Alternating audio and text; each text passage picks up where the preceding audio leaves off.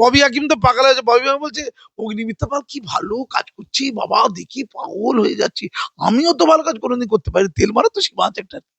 বিজেপিতে সব সব সব সব এন্টার বাম, সব জায়গায় মোহাম্মদ সেলিম যাবে বিজেপিতে। আমি পাকসা ছেলেকেও চিনি তো, যারা ধর্মতারা তৈরি করছিল, সব গুন্ডা লোচ্ছা পকেট মার চিনি।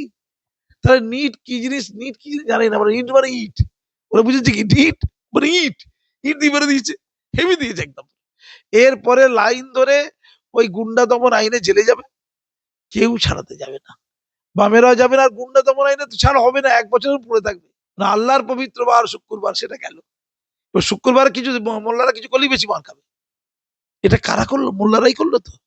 যত গন্ডগোল করতে শুক্রবারই হয়েছে। বামেরা জানে শুক্রবারই করতে হবে, তোমার মোল্লাগুলোকে পাওয়া যাবে, ওরা জানে, ঠিক করেছে, শুক্রবারই করেছে। এবার আমি নিশ্চিত করে জানি বামেরা মোল্লাদেরকে গরম খাইয়েছে।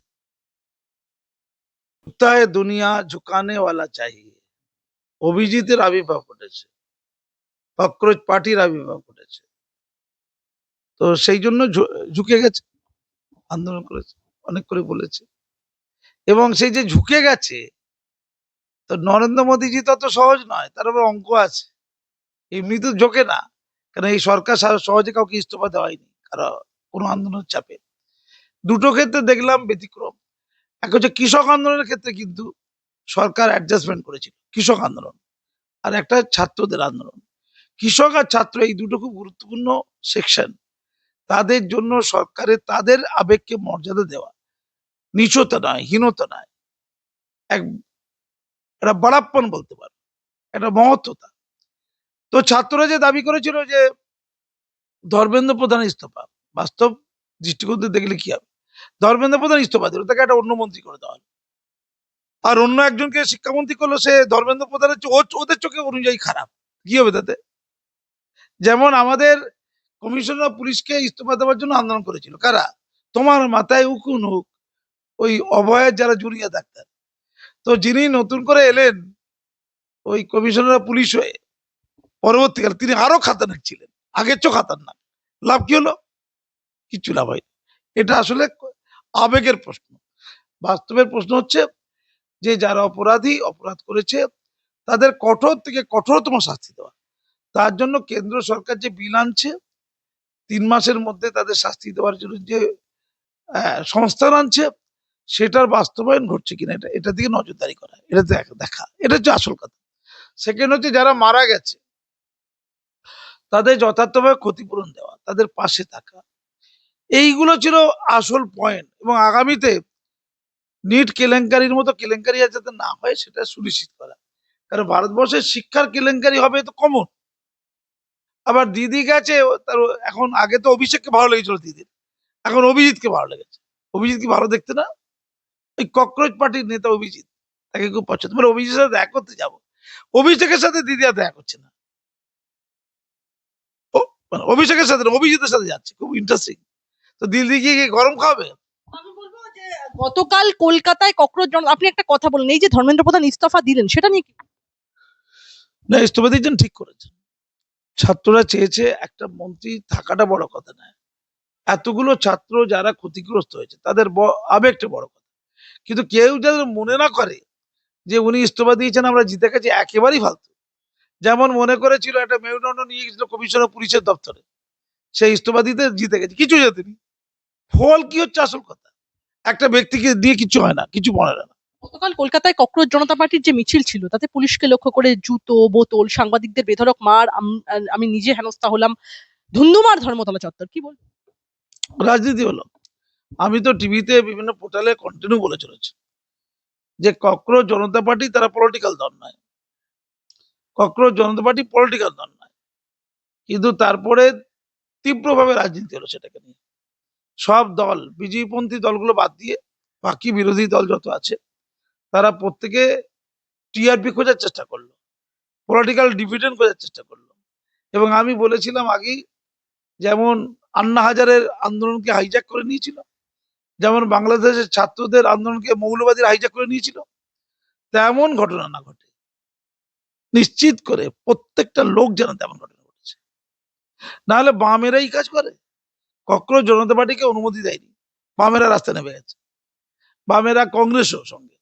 তাদের লক্ষ্য কি এই মুহূর্তে মুসলিম ভোটটাকে সুনিশ্চিত করা, মুসলিম ভোটটাকে সুনিশ্চিত করা। ওইদিকে রাহুল গান্ধী সে আবার নিজেকে গ্রেপ্তার করাচ্ছে। তো রাহুল গান্ধীতে বলে রাখি যে আচ্ছা আপনারা বলছেন শিক্ষায় দুর্নীতি, চাকরিতে দুর্নীতি, কি খারাপ কথা। তো আপনার এখন খারাপ লাগলো, আগে লাগেনি? কংগ্রেস আমলে যখন শিক্ষায় দুর্নীতি হয়েছিল একটার পর একটা, তখন কি আপনার মা খুব ভালো ছিলেন? মানে সোনিয়া গান্ধীর কথা বলছি, তখন তো রাহুল বাচ্চা ছেলে, পুচকি পুচকি, পাপ্পু পাপ্পু।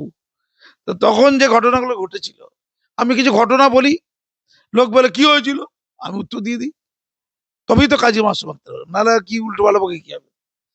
কংগ্রেস আমলে, ইউপিএ সরকারের আমলে 2004 থেকে 2014 এই 10 বছর বিভিন্ন রাজ্যে আমরা জানি কেন্দ্রীয় পরীক্ষায় এবং রাজ্যের পরীক্ষায় এবং বোর্ডের পরীক্ষায় সর্বত্র দুর্নীতি হয়েছে। যেমন ইউপিএ সরকারের আমলে এআইপিএমটি 2004 নিখিল ভারত প্রি মেডিকেল টেস্ট, সেই প্রশ্নপত্র ফাঁস হয়ে গেছে। তো সেইটার জন্য যারা ফাঁস করেছিল তাদের বিরুদ্ধে রাহুল গান্ধীরা কি করে যাকে উত্তর দিই, কি এমন কঠোর পদক্ষেপ, তখন কি কেন্দ্রের কংগ্রেসের শিক্ষামন্ত্রী ইস্তফা দিয়েছিল আগে উত্তর দিন? তার জন্য কি আন্দোলন করা হয়েছিল? তার জন্য কি বলা হয়েছিল 1 কোটি করে দিতে হবে? কোশ্চেন ফাঁস হওয়ার জন্য যারা যারা ক্ষতিগ্রস্ত হয়েছে তাদেরকে 1 কোটি করে দিতে হবে, কথা কি বলা হয়েছিল? কংগ্রেস কি সেই দাবি তুলেছিল? তারপরে এআই জেই 2007 2021 সর্বভারতীয় পরীক্ষা, all India engineering entrance examination, সেই প্রশ্নপত্র ফাঁস হয়েছিল 2007 সালে এবং 2021 সালে। দুবার পরীক্ষা স্থগিত করতে হয়েছিল, পুরো পরীক্ষাকে পুনরায় নিতে হয়েছিল, যেমন নিট পরীক্ষাকে পুনরায় নিতে হয়েছে। ব্যাপারটা তো একই, তো কংগ্রেস আমলে নিতে হয়েছিল। যারা ওখানে আন্দোলন করতে গেছে তারা নিট স্পেলিংটা জানে না। একটু বলে নি, ও তো পরের কথা, গরম খাচ্ছে কেন? দুধেল গাইদের বিরুদ্ধে বলবো এরকম কিছু বলতে চাইছিল না, অত সবাই না, আমি মোল্লা ভাই, আমার আছে দুধেল ভাই, দুধেল গাই, পাক্কা মোল্লা আমি, বেশি গরম খাওয়াবে না, পাক সরকার চলে যাবে এক্ষুনি, রাজাবাজার চলে যাবো, আমার এসএন ভাইয়ের সাথে বসে যাবো, মিটিংয়ে বসে যাবো, বাম সরকার এনে দেবো, গরু খেতে দেবে না, আর কি পেয়েছে তো, চুপ করে থাকো। সিবিএসই দ্বাদশ শ্রেণী 2011-2014 দিল্লিতে বিজ্ঞান ফাঁস হয়ে গেছিল, বিজ্ঞান অর্থনীতি কোশ্চেন সব ফাঁস হয়ে গেছিল। তারপরে আমরা জানি ব্যাপম কেলেঙ্কারি মধ্যপ্রদেশ, কি হয়েছিল মধ্যপ্রদেশের পেশাদার পরীক্ষা বোর্ড ব্যাপম, বিরাট পরিমাণ মেডিকেল কলেজের ছাত্রদেরকে, কংগ্রেস আমলে বলছি, তাদের ভর্তি পরীক্ষাতে বড় ধরনের জালিয়াতি হয়েছে। তারপরে আমরা বিভিন্ন রাজ্যে রাজ্যে দেখেছি, বিভিন্ন রাজ্যে, যেমন রাজস্থানে কংগ্রেস আমলে আরপিএসসি, আমাদের যেমন ডব্লিউবিসিএস, ওদের যেমন রাজস্থান পাবলিক সার্ভিস কমিশন, বিপুল দুর্নীতি ধরা পড়েছে, বিপুল দুর্নীতি। আমরা জানি তেলেঙ্গানা তেমন দুর্নীতি ধরা পড়েছে, মানে চাকরির পরীক্ষায়। আমরা জানি কর্ণাটকে, আমরা জানি হিমাচল প্রদেশে, পাঞ্জাবে, সর্বত্র দুর্নীতি ধরা পড়েছে কংগ্রেস আমলে। শুধু কংগ্রেস আমল নয়, জাতীয় লোক দল, তার যে নেতা হরিয়ানার মুখ্যমন্ত্রী, প্রাক্তন মুখ্যমন্ত্রী ওম প্রকাশ চৌতালা, সে পুরো লুটে ভাগ করে দিয়েছে, শিক্ষায় এমন দুর্নীতি করেছে, আর দুর্নীতি করে ধরাও পড়েছে। মুখ্যমন্ত্রী প্রথম আমরা জানলাম 4 বছরের জেল, 50 লক্ষ টাকা জরিমানা। সেটা তো একটা প্রতিবেদন তো মুখ্যমন্ত্রীকে তো হয়েছে, বাকিগুলো তো ন্যায় পাইনি। তো এই দুর্নীতি ঘটনা, ধরো বিজেপি সরকার চলে গেল, যারা বলছে বিজেপি সরকার নিপাত যাক, কংগ্রেস সরকার এলে তো আবার দুর্নীতি করবে। ফলে দুর্নীতির অসুখটা বন্ধ করতে হবে। সরকার পরিবর্তন হলে দুর্নীতির অসুখ দূর হবে, ভুল ধারণা। কংগ্রেস সরকারের সময়, এই বিজেপি সরকারের সময় এই ঘটনা কাঙ্ক্ষিত নয়। আমি বলবো গতকাল, টু বি স্পেসিফিক, আমি যদি আপনার থেকে উত্তরটা নিই, গতকাল কলকাতায় যে ককরোচ জনতা পার্টির যে মিছিল ছিল, তাতে রীতিমতো তো পুলিশকে লক্ষ্য করে জুতো বোতল, সাংবাদিকদের বেধড়ক মার দেওয়া হলো, মহিলা সাংবাদিকদেরকে হেনস্থা করা হলো, একদম ধুন্ধুমার ধর্মতলা চত্বর। ঠিক করেছে, তবে মানেনি মোল্লাদের সাথে লাগতে গেছে। সব কারা ছিল মানুষ? মুসলমানদের পাওয়ার দেখিয়ে দেওয়া হয়েছে। ছাত্র কটা ছিল? কাঁচকলা ছিল। ককরোচ জনতা পার্টি কটা ছাত্র আছে? সব ছিল বাবেরা, আর ছিল কংগ্রেসের কিছু ছাত্র, আর কিছু পার্টির নেতা, কিছু বুড়ো ভাম। তারা গরম খাইয়েছে কাকে? মারপিটটা করে কে? মারে মুসলমান, মরে মুসলমান, শুনেছি তো। এখন মারে মুসলমান আর আক্রান্ত হয় সাংবাদিক, মারে মুসলমান, আক্রান্ত হয় পুলিশ। কতদিনকার ক্ষোভ ছিল শুভেন্দু অধিকারীর বিরুদ্ধে, সেই ক্ষোভটা দেখিয়ে দিল। কোনো নিট ফিট না, নিট নিট মানে জানে না, যারা গেছে তাদের বড় অংশ নিট কথার মানে জানে না, নিট মানে কি খায় না মাকে, এসব কিছু জানে না। তাদেরকে গুন্ডা হিসেবে নিয়ে যাওয়া হয়েছিল। তারা কি বলছিল? তারা বলছিল নরেন্দ্র মোদীর মা তুলে গাল দিচ্ছে, যে নরেন্দ্র মোদীর মা কি দোষ করলো, আমাকে ক্লিয়ার করতে হবে। নিট কেলেঙ্কারি হয়েছে, নিটের আবার পরীক্ষা হয়েছে, নিটের জন্য আইন করেছে, তাই তো? নিটের জন্য প্রধানমন্ত্রী নিজে বলেছে আমি চেষ্টা করে দেখছি। তারপরে প্রধানমন্ত্রী ছাত্রদের কথা মাথায় রেখে আজকে ধর্মেন্দ্র প্রধানকে ইস্তফাও দেওয়ালেন, বাকিগুলো দাবি মেনেও নেবেন, তো ভালো তো কথা। তো নরেন্দ্র মোদীর মাকে গাল দেওয়ালো কেন উত্তর দিকে? বিজেপি নিপাত যাক কেন? আলিয়া বিশ্ববিদ্যালয়ের ভেতরে দুর্নীতির আড়ত, আলিয়া বিশ্ববিদ্যালয়ের দুর্নীতির ব্যাপারে আমি গিয়েছিলাম, প্রত্যেকটা ছাত্রছাত্রী জানে বিশ্ববিদ্যালয়ের ভেতরে বিশ্ববিদ্যালয়কে দেওয়া টাকা লুটে খেয়েছে তৃণমূল আমলে। 110 কোটি টাকা ভোকেশনাল ট্রেনিং এর জন্য দেওয়া হয়েছিল, আমি জানি লুটে গেছে টাকাটা। প্রত্যেকটা বাচ্চা জানে, ছাত্রছাত্রী জানে আলিয়া বিশ্ববিদ্যালয়। সেখানে কদিন আগে একজন মার্ডার হয়ে গেল, একজন আত্মহত্যা করলো, মেরে দিল। নিজেদের ঘরের দুর্নীতি যে বন্ধ করতে পারে, সেটা কি সর্বভারতীয় দুর্নীতি বন্ধ করবে? নিট বন্ধ করবে। তারা কি বলছে? বোরখা পরে, হিজাব পরে মেয়েরা কি দাবি করছে? নরেন্দ্র মোদী নিপাত যাক, বিজেপি নিপাত যাক। কালকে হলো কি, আমি দেখলাম যে মিডিয়া, তোমরা কি করবে? তোমাদের যে পলিসি, তোমাদের যে হাউস, তোমাদের যে মালিক, তোমার মালিক যে, সে যেমন ভাবে চালাতে বলো তুমি তেমন ভাবে চলবে। তুমি তো সাধারণ সাংবাদিক, খেটে খাওয়া মানুষ, তাদের ধরে ধরে মারা হয়েছে। মিডিয়া পলিসি অনুযায়ী সাংবাদিকদের চলতে হয়। তৃণমূল আমলে মিডিয়াকে বলে দেওয়া হয়েছিল মমতা ব্যানার্জি ভজনা করো। একটা বড় অংশের সাংবাদিক মমতা ব্যানার্জির ভজনা করতেন, মমতা ব্যানার্জির আঁচলের ভেতরে ছিলেন, তারা এখন দুবাই পালিয়ে গেছে। ঠিক আছে, পলিসি মিডিয়া যেটা করে সেটাই হবে। এবং এখানে যে ঘটনাগুলো ঘটছে, মিডিয়া তো যাবে, কভারেজ করবে না? ভাঙচুর হচ্ছে, বোতল ছুটছে, ইট ছুটছে, পুলিশকে মারছে। পুলিশ তো আগে তৃণমূলে ছিল, এখন তো বিজেপি পুলিশ হয়ে গেছে বলা যায়। তোমার মাথায় উকুন হোক পুলিশকে বলেছিল। তো সেই পুলিশকে যদি গাল দিতে হয়, পুলিশ কি করেছে? শান্তি শৃঙ্খলা রক্ষা করেছে। পুলিশকে শুভেন্দু অধিকারী বলেছে যে শান্তি শৃঙ্খলা রক্ষা করে, ওরা ন্যায্য প্রতিবাদ করবে, ওরা নিয়মতান্ত্রিক পদ্ধতিতে শান্তিপূর্ণভাবে প্রতিবাদ করবে, কিন্তু অশান্ত হবে না, ভাঙচুর করবে না, নিয়ম নীতি ভাঙবে না। তো যখনই নিয়ম নীতি বিধি ভাঙবে, তখনই তো পুলিশ আটকাবে। তা বলে পুলিশকে গরুয়ারে মারা হবে? তো এদের এতই যদি মোড় থেকে থাকে, শুভেন্দু অধিকারী তো পুলিশ, তাকে তো মেরে মেরে দিয়ে আসতে পারে, তাকে নবান্নে গিয়ে মেরে দিয়ে আসতে পারে। তো এত যদি মুরু না, কথা ক্লিয়ার করো। এবার আমি নিশ্চিত করে জানি বামেরা মোল্লাদেরকে গরম খাইয়েছে, মোল্লাদের দুষ্কৃতীরাও ঢুকে গেছে, আমি নিশ্চিত করেছিলাম বুড়ো ভামরা ঢুকে গেছে। যারা ছাত্র আন্দোলনের সাথে কোনোভাবে রিলেটেড না, তাদের লক্ষ্য হচ্ছে অনেকদিনকার ক্ষোভ জমাইতে ছিল, সেটাকে ওখানে ডিফিউজ করলো। কি করলো? ডিফিউজ করলো, সেখানে ছড়িয়ে দিল, হালকা হলো। একটু মার ধর, খেস্তা খিস্তি, মারপিট, অনেকগুলো সাংবাদিক রক্তাক্ত, অনেকগুলো পুলিশ রক্তাক্ত। ওরা কাউন্টার করলে গুলি খেয়ে বেশ কিছু লাশ পড়ে যেত, লাশ পড়ে গেলে মরে যেত। বদর ভাই, করিম ভাই মরে গেলে বামেরা নিয়ে রাজনীতি করতো, বামেদের তাকিয়ে আছে, দুশ্চেটা মরে যাক, মরে যাক, মরে যাক, তাহলে আমরা এখন মাটি পাবো, মোল্লা ভোটগুলো পরবর্তীকালে আমার কাছে আসবে। এইটা বোঝার ক্ষমতা মুসলমানদের নেই। সর্বত্র, আরে বারিপুরে তো হয়েছে কথা, বারিপুরে ইন্দ্রজিৎকে নাম মারলে চলছিল না, মব লিঞ্চিং করলো, কটা হিন্দু জেলে গেছে বলা আগে, সব তো মোল্লাগুলো জেলে গেছে, এবং গুন্ডা দমন আইনে জেলে গেছে, বেরোবে না, পচবে বসে বসে। এর আগে শামসেরগঞ্জে সব জেলে গেছে মোল্লা বাচ্চাগুলো। এবার এখানে যে আমি টিভিতে বারবার বলেছি, সোশ্যাল মিডিয়ায় বারবার বলেছি, বেছে বেছে মুসলমানরা না ওখানে মাতবরি করতে যায়, তাদের সমাজে সীমাহীন গন্ডগোল, তাদের ওয়াকাব লুট, ওই নিট লুটের চেয়ে অনেক ভয়ঙ্কর, ওয়াকাব কেলেঙ্কারি, নিট কেলেঙ্কারির চেয়ে অনেক ভয়ঙ্কর। তাদের ধর্মে, তাদের অর্থ লুট হয়ে যাচ্ছে, তাদের পাশের নেতারা ওই ওই ফিরাদ হাকিমরা লুটে নিয়েছে, কোনো কিছু করতে পারি না। বলছেন মমতাকে চাই, কালকে আমাদের ক্যামেরার সামনে বলছেন মমতা বন্দ্যোপাধ্যায়কে চাই, হাজারো দুর্নীতির কথা বলা হলে বলছেন সব বিজেপির চক্রান্ত, মোদির চক্রান্ত। আচ্ছা, তাহলে দিল্লি কি এত লুট করতে পেরেছে নাকি? দিল্লির নেতারা মমতার সাথে পারবে লুটে? পারবে? দিল্লির নেতারা এই গাফলতি দেখাতে পারবে যে শিক্ষার A to Z সবটা দুর্নীতিগ্রস্ত? আরে নিটের ক্ষেত্রে হয়েছে কি, কোশ্চিন লিক হয়েছে, তাই তো? তো এখানে তো কোশ্চিনই লাগবে না, সাদা খাতা জমা দিলেই চাকরি, সাদা খাতা জমা দিলেই চাকরি, মানে পরীক্ষা দিয়ে বসতে হবে না। শুধু নামটা লিখে সাদা কাগজে তুমি দিয়েছিলে জমা দাওনি, চাকরি পেয়ে যেত, আমি বমনি করে বেড়াচ্ছি। তো পশ্চিমবঙ্গে ওর দিদি আবার কি বলছে, অন্যায়ের প্রতিবাদ, ওরা হাসি লাগছে। মানে সঞ্জয় রায় বলে বন্ধ করতে হবে। তিন পুরুষ মনে রাখবে ধর্মতলার ঘটনায় হামলাকারীদের বিরুদ্ধে গুন্ডা দমন আইনে মামলা, জানালেন মুখ্যমন্ত্রী শুভেন্দু। এই কথা বলবে আমি জানতাম।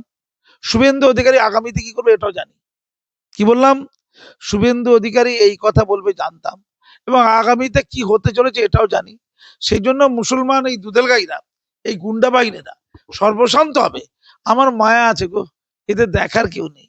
এরা না ওই গুন্ডা দমন আইনটা যে আছে এটা জানলো না, কেউ শিখিয়েও দিল না যে গুন্ডা দমন আইনে সন্দেহ হলেই ডিটেনশনে পাঠিয়ে দেবে, সন্দেহ হলে 1 বছর, কিছু লাগবে না। তোমাকে গুন্ডা বলে মনে হয়েছিল একটু কালো জামা পরে এসছো, তোমাকে ধরে লকাপে ঢুকিয়ে দেবো, তুই 1 বছর পড়ে থাকবি। সরকার হাতে ক্ষমতা চলে এসছে, আইন বিল পাস হয়ে গেছে, তারপরে গিয়ে মোদির মাকে গাল দিচ্ছে, তাকে খুঁজে পাই না, ধুমধাম করে লোককে মারছে। ক্যা কর দিস, চুরি করে নিয়েছে আমাদের এক সাংবাদিক। তো বলছি ও তো অনেক কিছু করবে, তোমাদের মন চুরি করে না ফোন চুরি করেছে। ও হচ্ছে বামেদের মন চুরি করতে গেছে, বামেদের মন চুরি করতে গেলে হবে, বামেরা ওদের মন চুরি করছে, আর তোমাদের নাকি ওরা ফোন চুরি করছে। আমার বক্তব্য তা না, আমার বক্তব্য যে আমি জানতাম, টিভিতেও বলেছি বারবার করে, যে শুভেন্দু অধিকারী শুক্রবারটা ধরবে, আর ঠিক ধরেছে। যে মমতা ব্যানার্জি সেই বিখ্যাত শুক্রবার, সেই বারে ওরা একটু আধটু গন্ডগোল করবে না, একটু আধটু দুষ্টু দুষ্টু করবে না, তাদের ছাড়। শুভেন্দু অধিকারী শুক্রবারই তাণ্ডব বলেছে, কি বলেছে? শুক্রবারই তাণ্ডব, শুক্রবারই গুন্ডা। কি রে ভাই, এই ভাষা বন্ধটা ছিল না আগে বাংলায়। শুক্রবার তো হয়ে গেল অসম্মান, না আল্লাহর পবিত্র বার শুক্রবার, সেটা গেল। এবার শুক্রবার কিছু মোল্লারা কিছু করলেই বেশি মার খাবে। এটা কারা করলো? মোল্লারাই করলো তো। যত গন্ডগোল করতে শুক্রবারই হয়েছে। বামেরা জানে শুক্রবারই করতে হবে, তোমার মোল্লাগুলোকে পাওয়া যাবে, ওরা জানে, ঠিক করেছে, শুক্রবারই করেছে, হেভি দিয়েছে একদম। এরপরে লাইন ধরে ওই গুন্ডা দমন আইনে জেলে যাবে, কেউ ছাড়াতে যাবে না, বামেরাও যাবে না, আর গুন্ডা দমন আইনে তো ছাড়া হবে না, 1 বছরের পড়ে থাকবে। ঠিক বেছে বেছে যেখানে আমাকে লোয়ার রোড বেড়েছিল, সেই মেটিয়ে পুরো হচ্ছে রাজা বাজার, সে রাজা বাগান, রাজা বাজার, মেটিয়া বুরুজ, খিদিরপুর, ইকবালপুর, বৌলালি, পাকসার কাজ। আমি পাকসার ছেলেকেও চিনি তো, যারা ধর্মতলা দই করছিল, সব গুন্ডা লোচ্ছা পকেট মার, চিনি। তাহলে নিট কি জিনিস, নিট কি জিনিস জানি না, মানে ইট মানে ইট, ওরা বুঝেছে কি ইট মানে ইট, ইট দিয়ে মেরে দিয়েছে। বলছি নিটের বিরুদ্ধে মারতে হবে, বলে দে ইট দিয়ে মেরে দে। ওরা নিট মানে ইট জানে, তাই ইট ছুড়েছে, ইটকে ভেঙেছে। পাথরও তো পাবে কোথায়? পাথর তো কাশ্মীরে পাওয়া যায়, এখানে তো পাথর পাওয়া যায় না। পাথরবাজি হবে না, ইটবাজি হয়, সব করে দিয়েছে। আমি গতকালকে বলেছি যে যে ছাত্রদের বৈধ আন্দোলনকে আমি সাপোর্ট করছি, কিন্তু যারা কায়েমি স্বার্থে ধোকাবাজি করতে চাইছে, পাটিবাজি করতে চাইছে, ইটবাজি করতে চাইছে, পাথরবাজি করতে চাইছে, তাদের পাশে আমি বা আমরা কেউ নেই। বেশ কয়েকজন অভিযুক্ত নামও তুলে ধরলেন মুখ্যমন্ত্রী শুভেন্দু অধিকারী, বলছেন চারজন কুখ্যাত লোকের নাম বলছে তিনি। হ্যাঁ, রাজাবাগানের আফরোজ, খিদিরপুরের নাহিদ, ইকবালপুরের তানভীর, ওয়াটগঞ্জের রাহুল জামাল, এই 5টা গুন্ডার নাম যেখানে ঘোষণা করলাম গুন্ডা দমন আইনে এমন ব্যবস্থা নেবো যাতে 3 পুরুষ মনে রাখে, এই জন্যই গুন্ডা দমন আইন। এই পরিবারকে কে দেখবে? এই পরিবারকে সুজন চক্রবর্তী দেখবে, শতরূপ গিয়ে এই 5টা পরিবারের দায়িত্ব নেবে। ক্লিয়ার? ওদের গরম খাওয়ানো কি দরকার ছিল? জানা তো মোল্লারা গরম খায়, জানা তো এদের এমনিতে একটুখানি মাথা গরম হয়ে যায়। ফিরা যেটা হুমায়ুন কবির বলেছে, একটুখানি যদি গরম খাইয়ে দাও মাথা গরম হয়ে যাবে। আরে ওদের অনেকদিন ধরে না মাস্তানি গুন্ডামি করতে পারেনি, ওরা জমা ছিল, ওদের এনার্জি গুলো জমা ছিল গুন্ডামি মাস্তানি, সুযোগ পেয়ে গেছে। এই তো লাখ লাখ লোক বেরিয়ে গেছে, হাজার হাজার লোক বেরিয়ে গেছে, এবার আমি বেরিয়ে যাই। এবার আমি বেরিয়ে গিয়ে তো নর্মাল থাকবো না, আমি তো নিট কিনতেই যাই না, নিট মানে তো ইট, ইট ছুড়েছে, আমি ইট ছুড়েছি, আরে হাততালি দিয়েছে বামেরা। আমরা কিন্তু দেখলাম যে একটা কমিউনিটির লোক মূলত সেই মিছিলে কিন্তু উপস্থিত ছিল, 90% যাদেরকে বলা হচ্ছে লুঙ্গি বাহিনী। কেউ কেউ আবার মোদির সেই মিছিল থেকে নরেন্দ্র মোদী, আমার নিজের ক্যামেরাতেই আছে, সে নরেন্দ্র মোদী প্রধানমন্ত্রীর তার ফাঁসি চাইছেন, তাকে যখন তাদের এজেন্ডা আমি জিজ্ঞেস করি, তারা কিন্তু ধর্মেন্দ্র প্রধানের নাম বলতে পারেননি, বলেছেন নরেন্দ্র মোদীর ফাঁসি চাই, এবং বলেছেন যে আমাদের উপর যখন লাঠিচার্জ করলো, এই 2 মাস যে চুপ করিয়ে রেখেছে, তখন আপনারা কোথায়? তারপরে 2 মাসের ক্ষোভ আমি আগে বলেছি। দেখো তুমি আমাকে ইন্টারভিউ যেটা জিজ্ঞেস করছো, তুমি তো নিজে গিয়েছিলে ফিল্ডে, আমি তো যাইনি ফিল্ডে, তাহলে আমি যেটা বললাম মিললাম তো, মিলছে তো। অর্থাৎ 2 মাস ধরে তাদের মধ্যে যে গুন্ডামি করার উত্তেজনা লুকায়িত ছিল, সেটা ডিফিউজ হচ্ছিল না, সেটা ক্ষয়ে যাচ্ছিল না। ওখানে গিয়ে ছাত্রদের সাথে মিশে ওই নিট কেলেঙ্কারি নয়, ইট কেলেঙ্কারি। ওরা নিটকে ইট ভেবে মেরে দিয়েছে। এখন প্রশ্ন হচ্ছে, তুমি যে নামগুলো বললে, ঠিক মোল্লা ভাইগুলো, ইন্দ্রজিৎকে যারা বাড়িপুরে বেড়েছে সব মোল্লা ভাইগুলো, 60-70 জন জেলে ঢুকে গেছে। আজকে নিশ্চয়ই 40-50 জন ইতিমধ্যে তো গ্রেপ্তার হয়ে গেছে হয়তো। ওরা বুঝতে পারছে না এই যুগটা হচ্ছে আধুনিক যুগ, কম্পিউটারের যুগ, সব ধরা পড়ে যাবে। কোনো চালাকি চলে না। বলছে কি করবো, আমার নাম জিসান। একজন বলছে কি, কার, তার কি আনবান সান? সে বলছে আমি জিসান। ও যাবে লকাবে গিয়ে মার মার মার, জিসান ছুটে যাবে। আমি তো নাম জিজ্ঞেস করে আমাকে ইচ্ছা করে বললো মোহাম্মদ দীপক।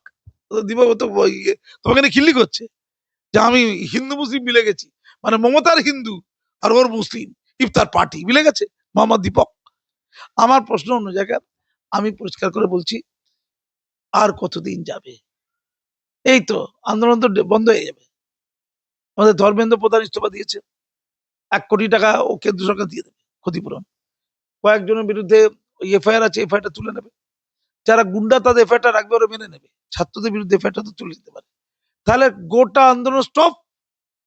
তাহলে যারা গুন্ডামি গুলো তাদের কি হলো? তাদেরটা চলতে শুরু হলো। ওটা অফ, এটা অন। কি বললাম? আন্দোলন অফ, আর গুন্ডাগার্দি করার জন্য খেসারত দেওয়া অন। কার ক্ষতি হলো? আইনজীবী বিকাশ রঞ্জন ভট্টাচার্য তিনি কিন্তু ইতিমধ্যেই বলেছেন যে 2014 সাল থেকে দেশে ক্রমাগত যে মানে একটা সংবিধানকে ধ্বংস করার চেষ্টা চালানো হচ্ছে, সংবিধানের যে সাংবিধানিক প্রতিষ্ঠানগুলোতে নির্দিষ্ট ভাবধারার লোক বসিয়ে একদম দেশকে একনায়কতন্ত্রের দিকে ঠেলে দেওয়া হচ্ছে। নির্বাচন কমিশনের ভূমিকা নিয়েও কিন্তু তিনি প্রশ্ন তুলছেন যে সারা দেশে ভোটার তালিকা থেকে যখন লক্ষ লক্ষ মানুষের নাম বাদ দিয়ে ভোটার তালিকা ছিনিয়ে নেওয়ার চেষ্টা চলছে, পশ্চিমবঙ্গ প্রায় 35 লক্ষ নাম বাদ দেওয়া হয়েছে এবং 27 লাখের বেশি মানুষের ভবিষ্যৎ একদম যে আন্ডার অ্যাডজুডিকেশন অনিশ্চিত করে তোলার যে কৌশলকে তিনি সরকারের ফ্যাসিবাদী চাল বলে আখ্যা দিচ্ছেন, অর্থাৎ ফ্যাসিস্ট সরকার বলছেন। গোটা এই যে সরকারটা চলছে তাকে কি বলবো? শোনো, সিপিএম সরকার বা সিপিএম দলটা হরিনাম সংকীর্তনের দল নয় যে হরিনাম হরিনাম করবে। ও তো বিরোধে করবে, তো ও তো পার্টি করে।